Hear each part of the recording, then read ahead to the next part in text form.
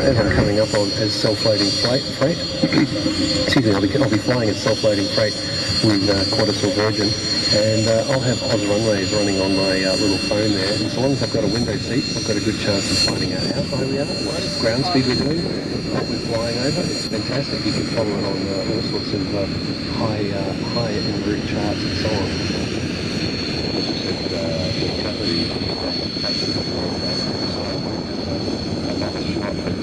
Later on in the afternoon for display time, and all we need to do is to make sure that that runway is 100% dry.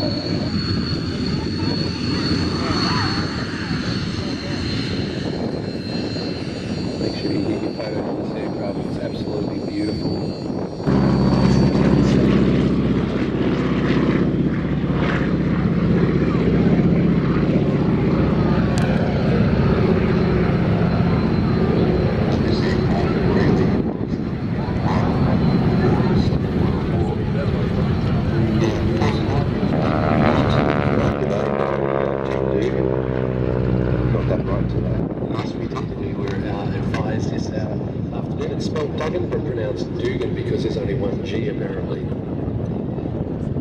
Used as the advanced trainer by the Americans, but the Empire Air Training School was one that was put together in 1939 to train RAF pilots.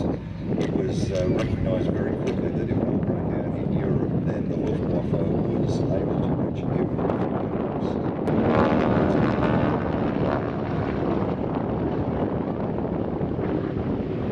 There's that propeller sound that you hear all the time in the movies. That's all right, and you're not seeing these aircraft in the movies, kind of what they were used to simulate Japanese zeros, movies like Tora.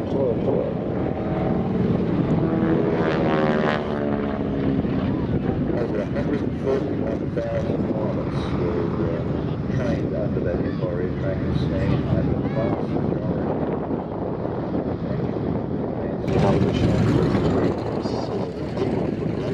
These aircraft, using them direct purchase and land lease in World War II, flying out of Wigan, right up through until about 1977. But the final users for the Texan that Empire airplanes went right up until 1995 because of the apartheid system that they were operating. Nobody would give them new advanced training aircraft.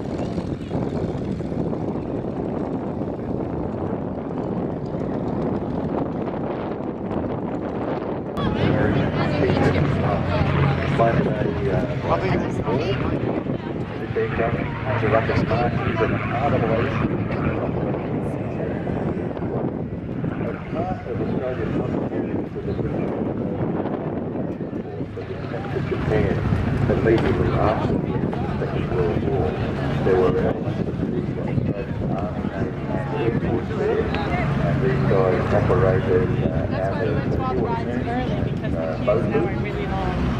And this aircraft at the moment is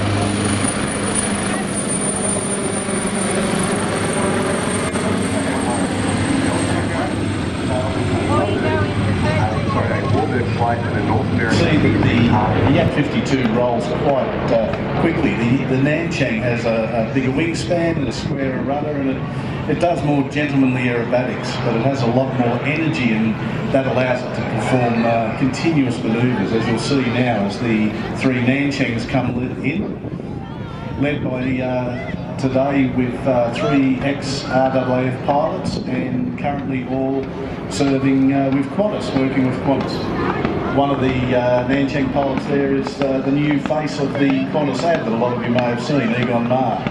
It's the human condition. The human condition, correct. And that's Egon, as you see. He's flying in echelon right, being led by Jim Eglin. Jim, as soon as this display finishes, is departing to go down to Melbourne. He's one of the lead-in pilots for the new Boeing 787 that Qantas are getting. He's got a fairly high workload on his plate at the moment.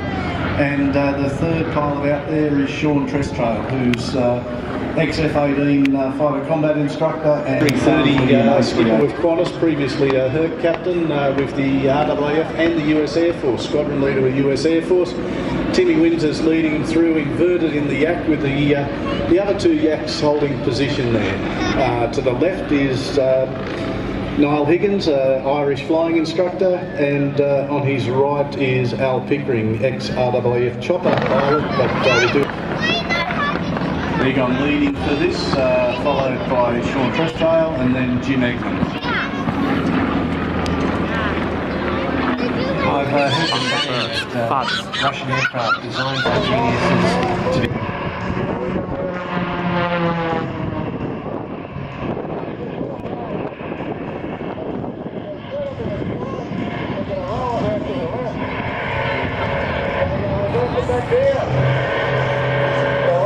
Doing that, left to right. Hands up. And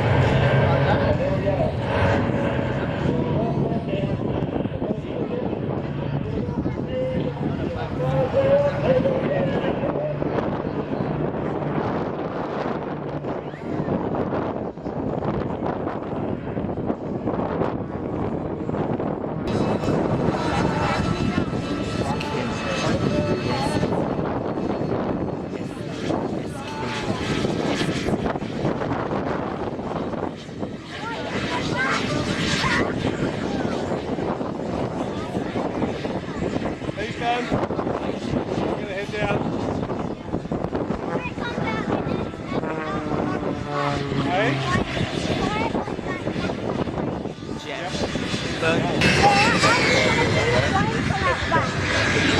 You won't though, because he's going to take off from down there. No, down there behind all the people in the tent. Where everybody else takes off from. Facing the wrong way.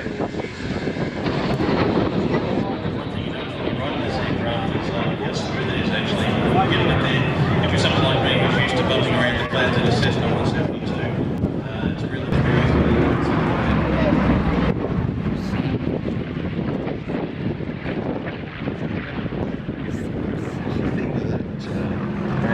It just doesn't sound like it's working at all. It's just amazing.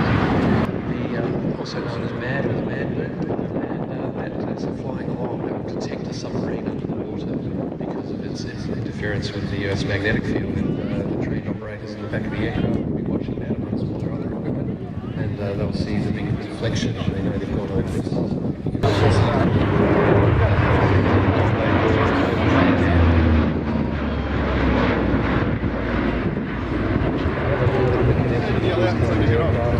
Especially to me, my father was New Zealander, was on the crew that picked up the first of the P3 rides for New Zealand.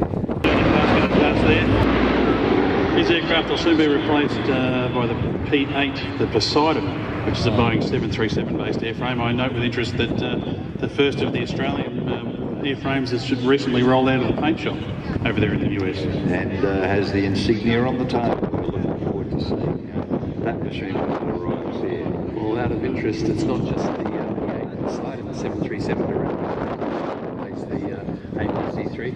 They're also buying some Gulfstream electronic intelligence aircraft, because one of the roles that a few of these P3s provide is surveillance and electronic intelligence, listening to signals and so on. And those particular aircraft from within the fleet are going to be replaced by the Gulfstream business jet, especially modified with a whole lot of sensors. it's interesting, whereas the Orion could have been an anti-submarine Orion just sitting there and actually doing eagle missions with electronic intelligence. There's no way that you can hide that Gulf Stream. But the part of that purchase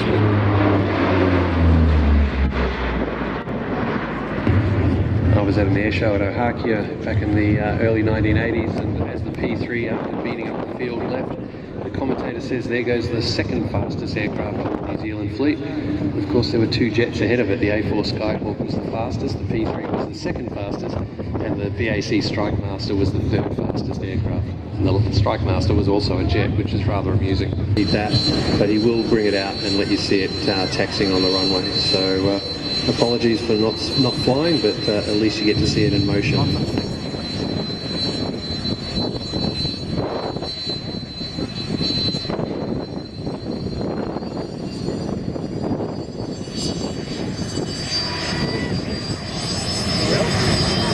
So folks, straight after we see Trappett running the Sabre up and down the runway, we're going to have a flying jet. In about 4 or 5 minutes time, we're going to have the RAAF F-18 Hornet come in to say hello for the day.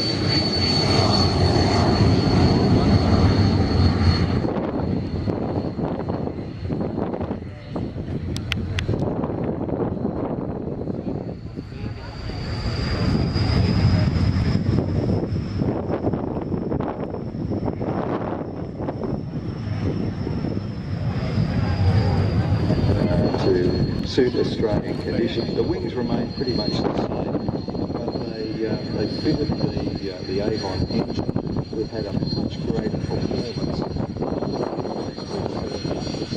60% modified when we first flew, because we flew operating the service up at Caribou as well as from Williamstown. And with the 79 squadron operated a number of these aircraft up at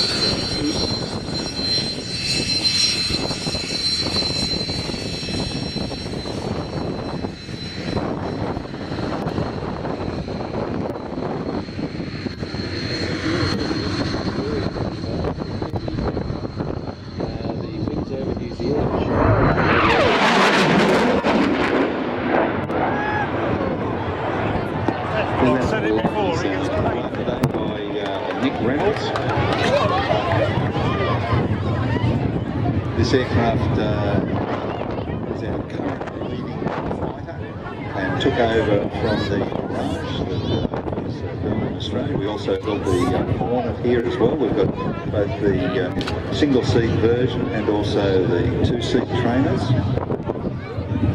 Also the Super Hornets that operate up out at Amberley, but that is a very different aircraft. It's about 30% bigger than the aircraft that you see here now, commonly referred to as the Classic. Sometimes heard as the legacy of the USA, but he's doing a nice tight turn. We're going to see a couple of displays of minimum radius turns. And let's see what he does for us. Here he comes in on the west.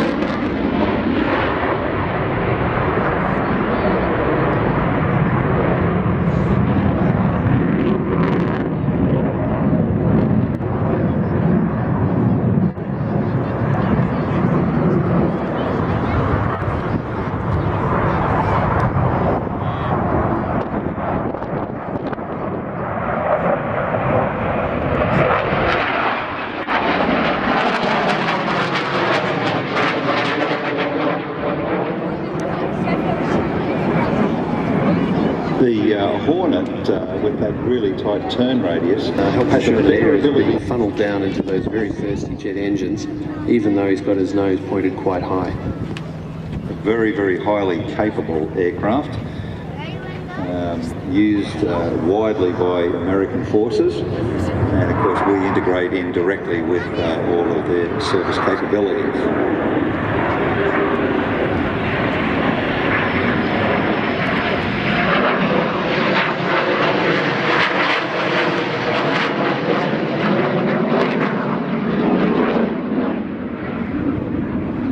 on in a second. There they go. Smooth hole, go.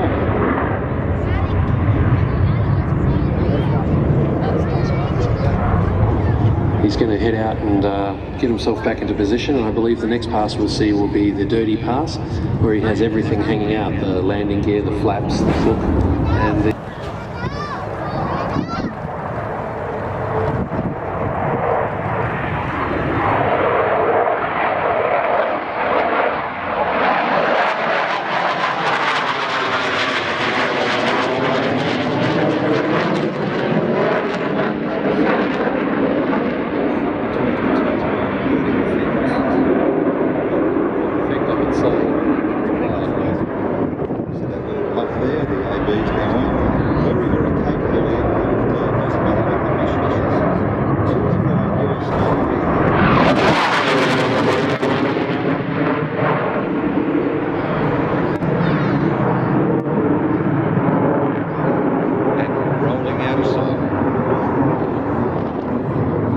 Top out at about 15,000 feet. Easily in that duration. They can easily get to 20 to 25,000 feet in not a lot longer time than he just spent going to 15 now. All depends on the clearance of the airspace. I've been at some locations where they've had unlimited clearance, and the guys really enjoyed that, they said. Actually, one FA-18 will develop far more horsepower than the entire Formula One starting grid. And we asked the pilot down in Adelaide one day how long would it take him to get back to Williamtown, and he said, I could be back there in about 35 minutes, but there wouldn't be very many windows intact on the way. It's got more horsepower and way better sound, and I've just been advised that the attendance over the weekend for this event has been over 20,000 people. So the organisers are just flying back again, trying to get out of there. That was something else. That was Vickers Viking. Not terribly many people would know what that was. Yeah, well, that'd be something to see flying around the place. I remember, I didn't fly at all when I was a teenager, and the first time I flew was in the late 1980s in New Zealand 747. And didn't have a lot of knowledge of flying, and perhaps was a bit apprehensive. Well, we rolled out onto that runway, and they opened up the throttles, and I was in love with it straight away. And 2 years after that, I had my licences. Ended up going to live in the United States, and been doing a lot of flying over there. So There are some communities that might not have had an air show in 10 or 15 years, but through the efforts of Paul Bennett from Paul Bennett Airshows, he's down here today. Not only has he brought these the biplane aerobatic aircraft down, but he's now expanded the fleet. He's got a number of warbirds, the WWY, the Avenger, and also the T-28, and he's taking that aviation back in. The kid on the fence, I used to be that kid on the fence. Yep, and that's the thing. One of the downsides of the security era that we're living in now is it's not so easy. I remember my father taking me to Moorabbin Airport down there in Melbourne in the 70s, and you could go across the fence and